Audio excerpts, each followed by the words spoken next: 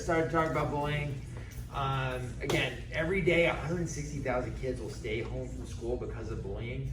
Of that group, like 86% say that it's negatively affecting their schoolwork. Everybody say, not cool. No! Okay, as martial artists, we want to understand it. We also want to be leaders to help eliminate it whenever we see it. Yes? Yes, sir. All right. So we talked about the first rule of class, the first rule of personal safety, sorry. The first rule of personal safety as it relates to bullying. Last week, we said use your mind. There was once a karate master. And this karate master liked to go into the village nearby his house, and he went to this cafe, and he would have some tea. I don't know if it was a Starbucks, but it was something like that. A cafe, all right, to eat tea, not eat tea, drink tea, all right, drink tea, all right. And so he would go in there typically each day and just relax and have some tea. So one day that he was going into town, he ran into some teenagers. And these teenagers were giving some of the villagers a hard time. They were like knocking stuff over, they were intimidating, saying some nasty stuff to them. And then they started to turn their attention towards the karate master. What the karate master did is he just sat there, listened for a while. They kind of were up in his face. And then he took a moment and he asked the leader of this group a question. He said, if someone tries to give you a gift, but you refuse to accept it, who does the gift belong to? And the leader of the group, I guess the person trying to give the gift. All right.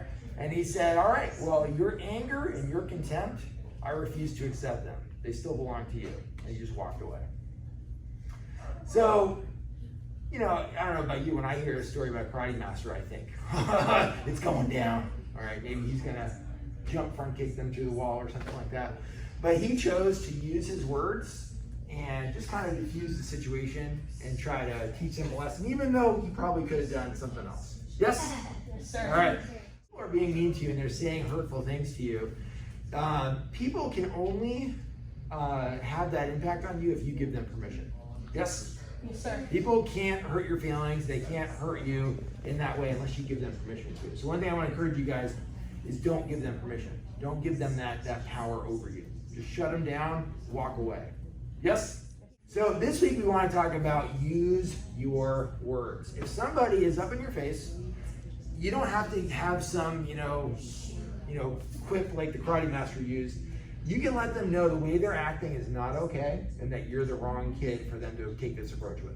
Yes?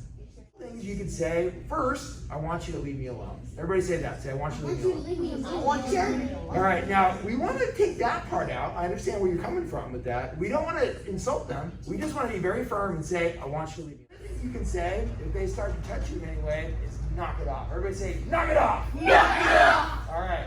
Now you want to look me in the eye, you want to have a warrior face, you want to be very firm and say, knock it off. Everybody? No. Now, let's try to be a little more serious with it. Not squeaky at all, just say, knock it off. Ready? And go. Knock it off. All right.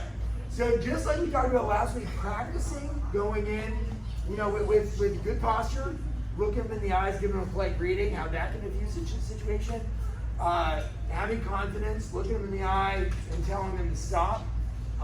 In not a rude way, but a very firm way. Yes? Sir.